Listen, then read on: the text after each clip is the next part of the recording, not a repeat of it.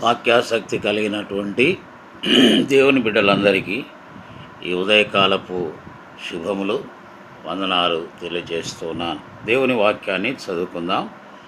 కాబట్టి నిర్జీవ క్రియలను విడిచి మారు మనసు పొందుటయు, దేవుని అందలి విశ్వాసమును, బాప్తిస్మములను గూర్చిన బోధయు, హస్త నిక్షేపణమును, మృతుల పునరుత్థానమును, నిత్యమైన తీర్పును అను పునాది మరల వేయక క్రీస్తును గూర్చిన మూలోపదేశము మాని సంపూర్ణుల మగుటకు సాగిపోదము.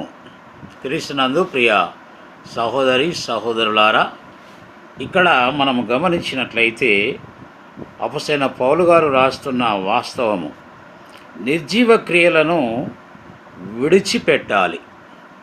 ఈరోజు చాలామంది క్రైస్తవులమని చెప్పుకుంటున్న వారు సైతము నిర్జీవ క్రియలను వెంటాడుతూ వాటిని అనుసరిస్తూ మారు మనసు పొందకుండా దేవుని అందలి విశ్వాసమును, బాప్తిస్మమును గూర్చిన బోధయు మానివేస్తున్నారు. అంతేకాకుండా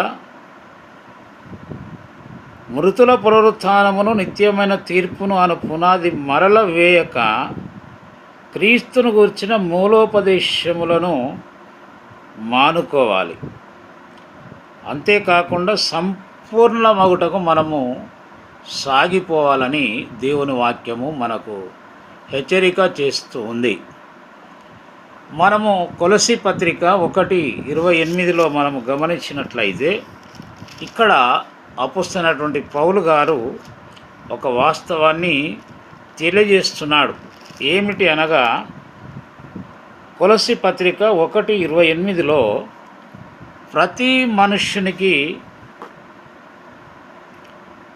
బుద్ధి చెప్పుచ్చు వారిని సంపూర్ణులుగా చేయాలని, క్రీస్తులో వారిని నిలవబెట్టాలని, సమస్త విధములైన జ్ఞానంతో మేము ప్రతి మనిషినికి బుద్ధి చెప్పుచు, ప్రతి మనిషినికి బోధించుచు ఆయనను ప్రకటించుచున్నాము అంటూ ఉన్నాడు. ప్రియ సోదరి సోదరుడా, నీవు రక్షణ పొందిన నాటి నుండి ఈనాటి వరకు ఈ సంపూర్ణతలోనికి నీవు వచ్చావని ఒకసారి మనల్ని మనం పరీక్షించుకొని పరిశీలన చేసుకొని, ఒకవేళ అలాంటి అనుభవం లేకుండా నీవు నడుస్తున్నట్లయితే ఈరోజే మారు మనసు పొంది ఆ సంపూర్ణ సిద్ధిలోనికి ప్రవేశించుదాము.